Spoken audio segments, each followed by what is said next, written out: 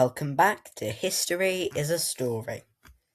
Before we begin, please hit the like and subscribe button and leave a comment if you enjoyed the video.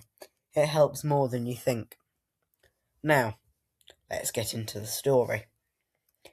Power rarely arrives in history as a single dramatic moment. More often, it builds, quietly at first, inside moments of frustration, uncertainty, and fear. And in post-First World War Italy, those conditions were everywhere. The country had fought on the winning side of the war, but victory did not bring stability. Instead, it brought economic hardship, political division, and a widespread feeling that the sacrifices of war had not been properly rewarded.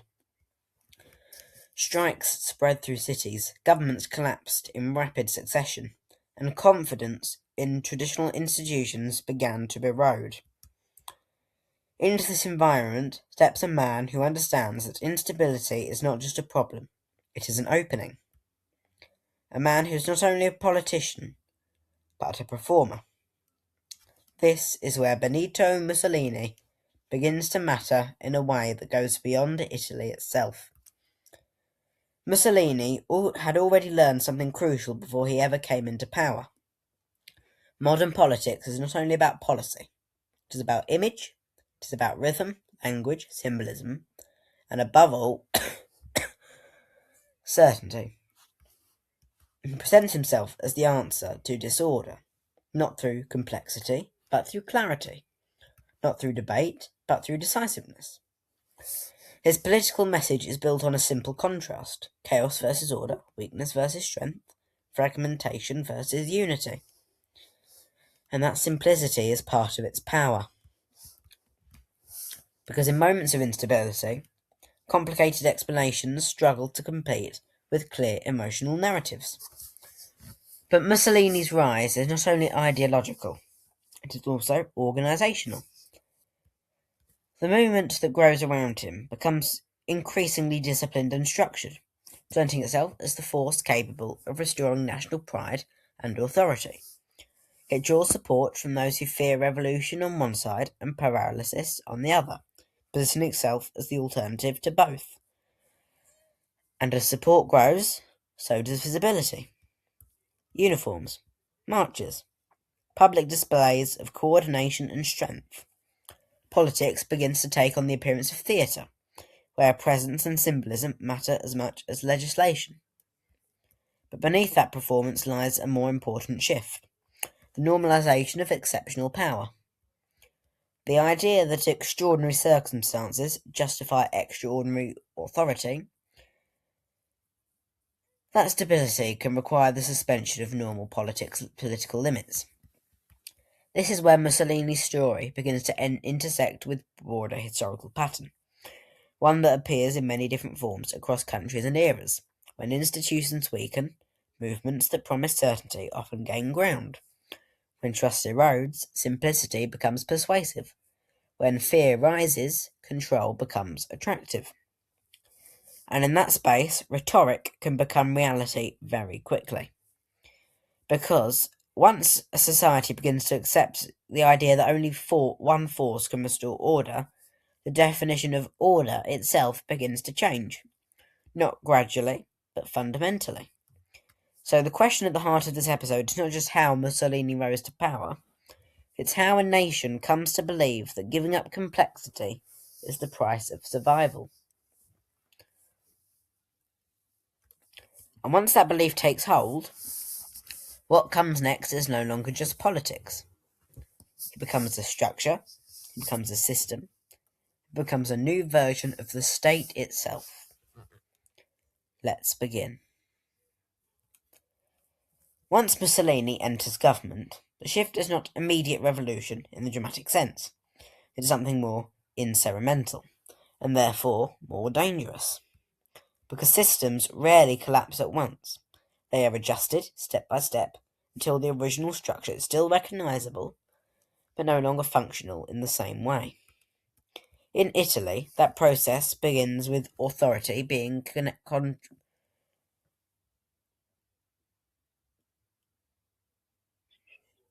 concentrated rather than contested. Parliamentary politics does not disappear overnight. It gradually loses its ability to meaningfully challenge executive power. Opposition becomes harder to sustain, not always through outright prohibition at first, but through pressure, intimidation, and structural change. And this is where the nature of modern power becomes important to understand. Because control is not only maintained through force, it is maintained through narrative, administration, and repetition. Through the steady reinforcement of the idea that unity is necessary, dissent is disruptive, and stability depends on centralization. Public life begins to reflect that shift. Symbols become more prominent, language becomes more direct, more absolute. Political identity is increasingly framed not as debate between competing visions, but as alignment with the state's direction or opposition to it. And in that environment, the role of spectacle becomes essential. Mass gatherings, coordinated displays, and carefully choreographed public appearances are not incidental. They are part of how legitimacy is performed. Power is not only exercised, it is demonstrated repeatedly, in ways that make it visible and therefore persuasive. At the same time, the state begins to extend its reach into education, media, and cultural life. Not always through abrupt suppression, but through guidance, alignment, and expectation. The goal is not only to control what is said, but to influence what is considered normal to say. This is something crucial in understanding Mussolini's Italy.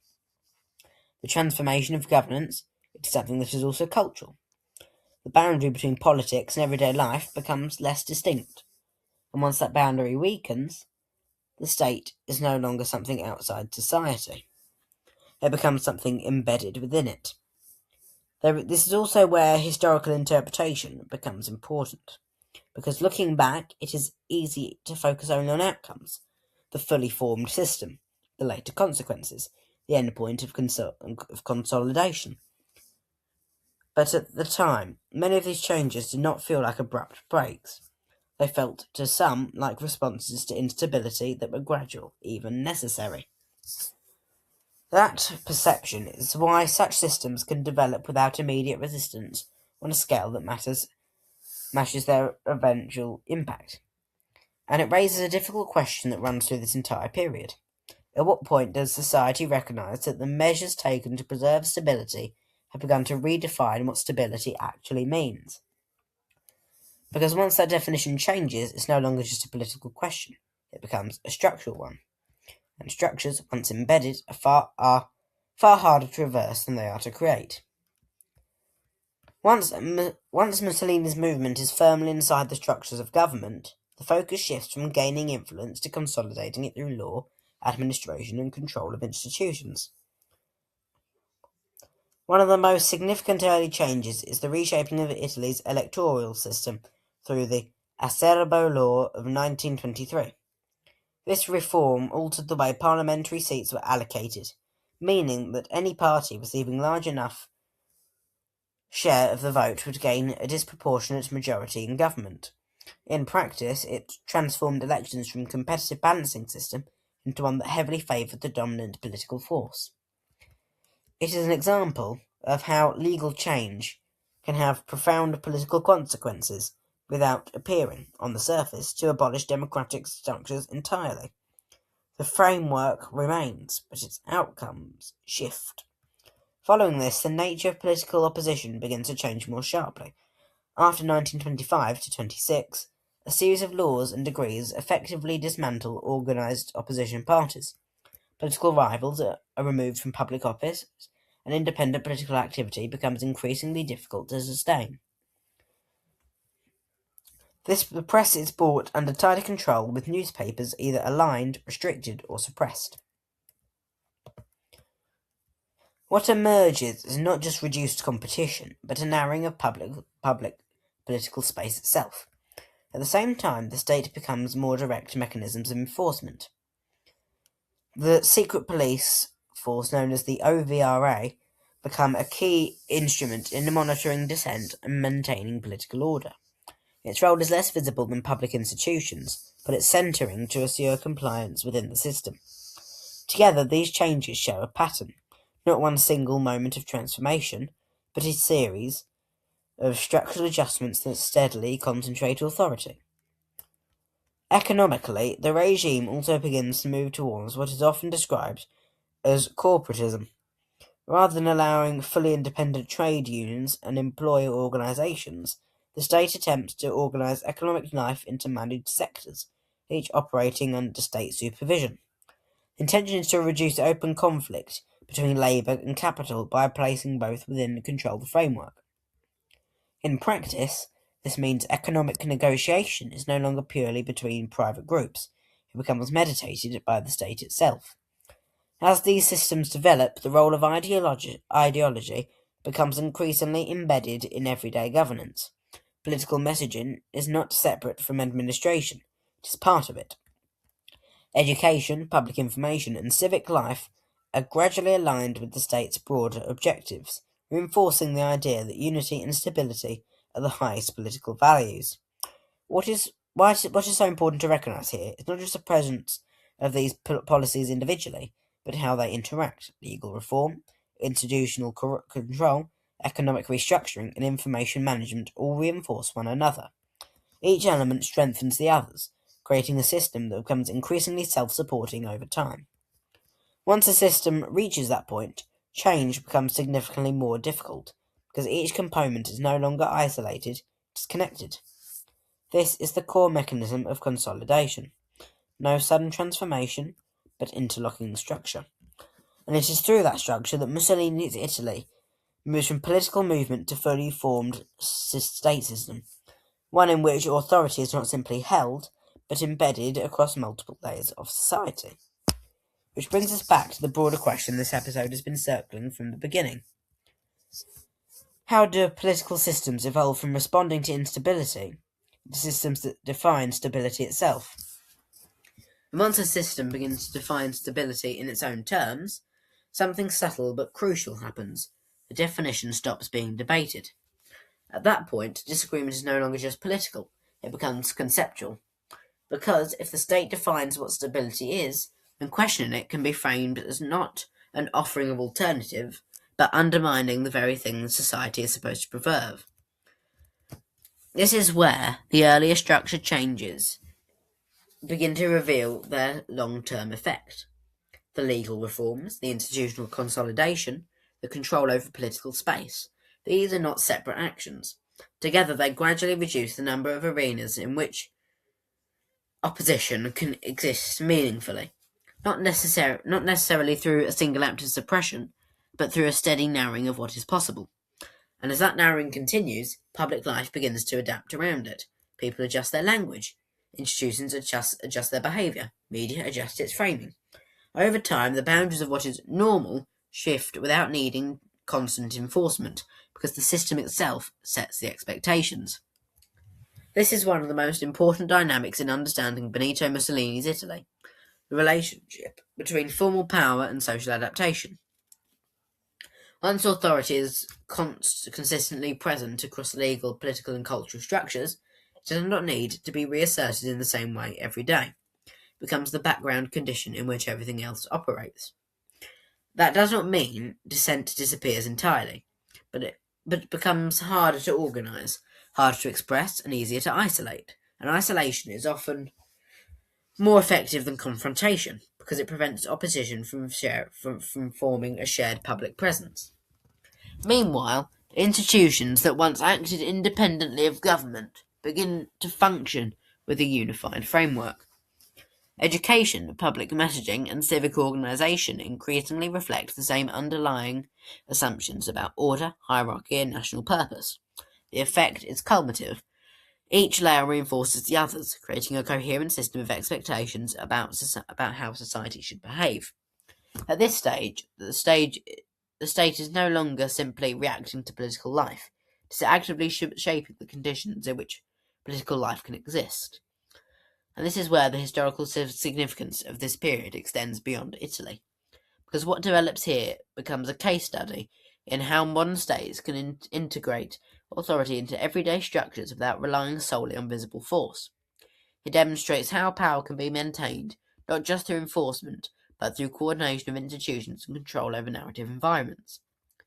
It's also why studying this period requires attention not only to major events, but to the smaller mechanisms that support them.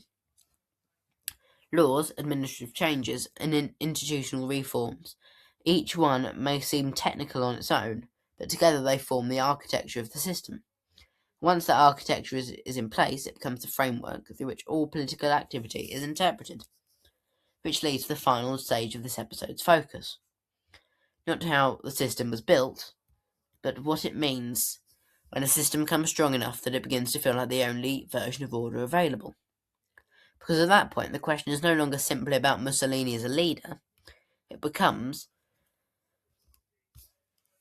about the nature of modern authority itself. It's how easily it can become self-reinforcing once the right conditions are in place.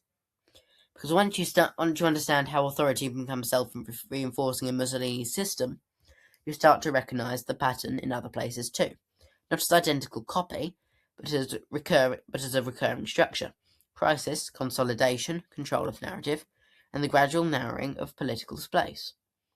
What makes Benito Mussolini so important to study, not only what happened in Italy, but how clearly his regime demonstrates the relationship between modern communication, mass politics, and centralised power. In earlier centuries, authority often depended on distance between ruler and population, between institutions and individuals, between information and access. But in the 20th century, that distance shrinks dramatically. The state can now speak directly to millions of people at once. It can repeat messages instantly. It can create shared narrative on a national scale in real time. That changes everything. Because when communication becomes centralized, narrative becomes a form of infrastructure. It's not just something that describes power, it helps stabilize it. And once that stabilization happens, it feeds back into itself. Institutions align, expectations adjust. Public life reorganizes around the assumption that the system is permanent, or at least unavoidable. This is where the historical significance of this period becomes especially important for understanding the modern world. Not because modern society is replicated directly, but because the underlying mechanisms, mass communication, political messaging, institutional alignment, still exist, just in different forms.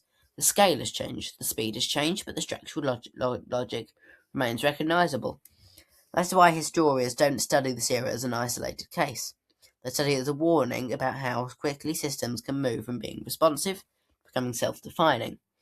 Because once the political system begins to define not just policy, but the limits of what can be imagined politically, becomes much harder to challenge, not necessarily through force, but through perception. And perception in modern societies is powerful. So when we step back from Mussolini's Italy, the most important question is not simply how one regime rose or how one leader governed. It is how modern states manage the balance between stability and openness, between unity and disagreement, between coordination and plurality, because those tensions do not disappear, they persist, and how they are resolved or contained shapes the political character of entire eras, which brings us to the final reflection of this episode. If an authority can be built not just through control, but through shared assumptions about what is normal, then the real question is not how systems impose order.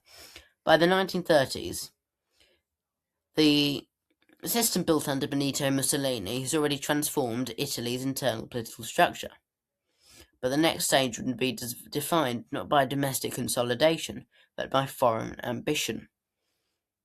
Because once a state is built around strength, unity, and national revival, it often begins to look outward for proof of those ideas. And in that context, foreign policy becomes more than diplomacy, it becomes performance. Italy's international posture shifts toward expansion and prestige, an attempt to restore a sense of national power rooted in history and symbolism. Military campaigns and territorial ambitions are framed not just as strategic decisions, but as expressions of national renewal. This is a crucial bridge into the wider conflict that will soon engulf Europe. Because as those tensions rise across the continent in the 1930s, Italy is no longer operating in isolation. It as part of a shifting landscape of alliances, ideologies, and competing visions of order. It is here that Mussolini's Italy begins to intersect directly with the events leading to the Second World War. When a war eventually breaks out in 1939, Italy does not immediately enter the conflict. Instead, it watches, assesses, and waits, carefully balancing its position as Europe moves towards a large-scale war. But in 1940, that position changes. Italy enters the war on the side of Nazi Germany, allying itself with Adolf Hitler, and formally joining what is known as the Axis powers. This decision is not simply military, it is ideological and strategic. It reflects the belief that the war will reshape Europe, and that participation will secure Italy as a place in the new order being imagined by Axis leadership. However, the reality of war proves far more complex than the expectations that shaped an entry into it. Italy's military campaign stretched across multiple different fronts, including North Africa and the Mediterranean, placing significant strain on its resources and coordination. What was intended as expansion becomes increasingly difficult to sustain as the conflict intensifies. As the war progresses, the limitations of Italy's position becomes more visible. The gap between ambition and capacity grows wider. That gap begins to shape the trajectory of Mussolini's regime itself. Because in a system built on strength and momentum, prolonged struggle carries political consequences that extend far beyond the battlefield. As the war drags on, the gap between ambition and reality becomes impossible to ignore. Because Italy's entry into the conflict was built on the assumption of momentum. The early alignment with Nazi Germany under Adolf Hitler would position the country on the winning side of rapidly reshaped Europe. But instead, the war becomes prolonged, resource insensitive, and increasingly difficult to sustain. For Benito Mussolini, this creates a serious political problem. A system that has consistently relied on projecting strength and control now finds itself under the pressure of a modern total war, where outcomes are determined not just by rhetoric or organisation, but by industrial capacity, logics, and sustained military effectiveness. As military setbacks accumulate, confidence in the regime begins to weaken. The image of inevitability that has been carefully constructed over the years starts to erode under the realities of conflicts. Shortages, defeats, and mounting casualties all contribute to a growing sense that the promises of national renewal are not being fulfilled in practice. Intentionally, this shift places strain on the structures that has previously reinforced Mussolini's authority. Institutions that once appeared stable began to fracture under the pressure of wartime demands. And as this war progresses further, Italy's position with the Axis alliance also becomes more complex. While formally allied with Germany, the imbalance between the two powers becomes increasingly apparent, with Germany carrying a significantly larger share of the military burden in multiple theatres of war. This imbalance of political consequences at home, because when a system is built around strength and decisive leadership, prolonged difficulty creates a direct challenge to its legitimacy. The narrative of control becomes harder to maintain when events constantly move in the opposite direction. By the early 1940s, this tension reaches a critical point. The war effort places enormous strain on the Italian side, and public confidence continues to decline as the situation deteriorates. The foundations on the regime, order, unity, and strength begin to appear less certain than they once did. And at this stage, the question is no longer simply about Italy's role in the war. It becomes about whether the political systems built under Mussolini can withstand the pressures of its conflict it entered, expecting to reinforce its authority, but which instead begins to expose its limits. Because war does not only test armies, it tests the systems behind them. And that pressure eventually leads to a turning point that reshapes Italy's role in the Second World War entirely. By 1943, the situation inside Italy has deteriorated significantly. Military setbacks, economic strain, and declining confidence in leadership have combined to create a political environment where the wartime alignment is no longer seen as sustainable by many from within the state itself. But at this point, the system built under Benito Mussolini begins to fracture from within rather than external invasion alone. Key figures inside the political and military establishment increasingly recognise that continuation on current path is no longer viable. In July 1943, Mussolini is removed from power and arrested following a vote of no confidence within his own governing structures. Supported by elements of the monarchy and military leadership, this marks a decisive break in the regime's continuity. Following his removal, Italy begins a complex transition. New government is formed under Marshal Pier Bagliolo, and one of its first major decisions is to negotiate an armistice with the Allied powers. In September 1943, Italy formally announces an armistice with the Allies, effectively switching sides in the conflict. But this is the transition. It's not clean or immediate. The country does not simply change direction as a unified whole. Instead, it fractures. German forces rapidly occupy large parts of northern and central Italy, establishing control and supporting a new fascist-aligned state in those regions. Meanwhile, the southern part of Italy, under the new government, aligns with the Allied forces. The result is a divided country, where former allies now find themselves on opposing sides of the internal and external conflict simultaneously. And now with Italy divided, occupied, and fighting on both sides of its own territory, the final act of Benito Mussolini unfolds not in the seat of government, but in collapse. After his removal of power in 1943, Mussolini is initially arrested and held under guard by the new Italian authorities. But the situation changes quickly as German forces move into Italy following the armistice with the Allies. In a coordinated operation, German troops rescue him from captivity and reinstall him as the figurehead of a new state in the north, the Italian Social Republic. But this is no longer the Italy he once governed. His authority is now heavily dependent on German military support, and the territory under his control exists within a country already fractured by war and occupation.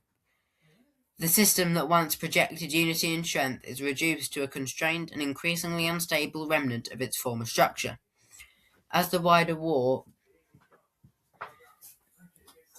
turns decisively against Germany and its remaining allies, the position of this northern regime becomes increasingly untenable. Allied forces advance through Italy from the south, while resistance movements grow stronger across occupied regions. The infrastructure of control begins to collapse under military pressure and internal fragmentation. By April 1945, the end of the European war is imminent. The remaining fascist leadership begins to disintegrate as German positions collapse across the continent. It is during this final retreat that Mussolini attempts to flee northward, seeking escape towards Switzerland alongside other members of his remaining circle. But this attempt is short-lived. Near the village of Dongo in northern Italy, Mussolini is intercepted by Italian resistance fighters. On 28th of April 1945, he is executed alongside his companion, Clara Petacci. His death marks the definitive end of fascist rule in Italy. But what follows is equally symbolic. His body is transported to Milan and publicly displayed in the Piazzale Loreto, where it is exposed to crowds in a moment that reflects the intensity of wartime anger and the collapse of the regime he once led. It is in that final image the trajectory of his rule brought into stark focus, a system that began with promises of order and national revival, ending in fragmentation, defeat, and public reckoning. Because Mussolini's fall was not just the end of a leader, it was the end of a political system that had once promised certainty and instead became entangled in a war that ultimately exposed its limits. And in that sense, his death is not only a conclusion to the story, but a conclusion to the idea that control alone is enough to withstand the pressures of modern conflict. And even after his death in 1945, the impact of Benito Mussolini does not end with Fascist Italy itself. It continues, quietly, structurally, and politically, into the modern world. Because modern Italy was built in the aftermath of his regime, and that means its political identity was shaped in response to what came before. The collapse of fascism didn't just remove a government, it forced Italy to redefine what the state itself should be. Post-war Italy therefore developed as a republic explicitly designed to prevent the return of concentrated authoritarian power. New constitutional safeguards are introduced, political pluralism is restored, and institutions are deliberately structured to avoid the kind of centralisation that characterised the fascist period. In that sense, Mussolini's legacy is embedded in what Italy rejects as much as what it becomes. But the influence does not stop at institutional design. Across Europe, the Second World War becomes a turning point in how governments think about democracy, authority, and extremism. The experience of Fascist Italy, its alliance with Nazi Germany under Adolf Hitler, contributes to a broader post-war effort to build political systems that are more resistant to total control. This is reflected in a new constitutional frameworks, international cooperation structures, and an increased emphasis on the checks and balances with modern democratic states. At the same time, the memory of fascism becomes part of Europe's political language. Terms like authoritarianism, totalitarianism, and fascism itself are not just historical labels. They become reference points used to evaluate and debate political movements long after the war has ended. This is where Mussolini's influence becomes more abstract, but also more persistent, because his regime helps define the boundaries of what post-war societies consider politically unacceptable. The trauma of that period becomes part of the framework through which later generations interpret power, nationalism, and state authority. In Italy specifically, this legacy remains visible in public discourse, education, and political sensitivity around questions of national identity and authoritarian symbolism. The country's modern political culture is shaped not only by its republican structure, but by the historical memory of what came before it. And beyond Europe, the broader lesson taken from this period influences global political development in the mid to late 20th century. The international situations, human rights frameworks, and post-war diplomatic systems are all, in different ways, shaped by the desire to prevent a return to the kinds of unchecked state power seen during the fascist era. So Mussolini's impact is not confined to the years he was in power. It exists in the architecture of modern governance itself, in the safeguards, in the language of political debate, and in the way societies define the limits of acceptable authority. And that is perhaps the final contradiction of his legacy. A system built on the promise of strength and unity ultimately leaves behind a world that becomes more cautious about both. Because history does not only record what regimes do while they exist, it also records what they do when they force the world to build after they're gone. And that is where we end this episode. Because the story of Mussolini is not a story about one man or even one regime. It's a reminder of how quickly political systems can shift when pressure, fear, and ambition align in the same direction. From rise to consolidation, from war to collapse, and from legacy to long-term consequence, his impact does not sit neatly in the past. It continues to shape how modern states think about power, stability, and the limits of authority. Next time, we move into another turning point of history, where the arts don't just inspire, it's true genius. Until then.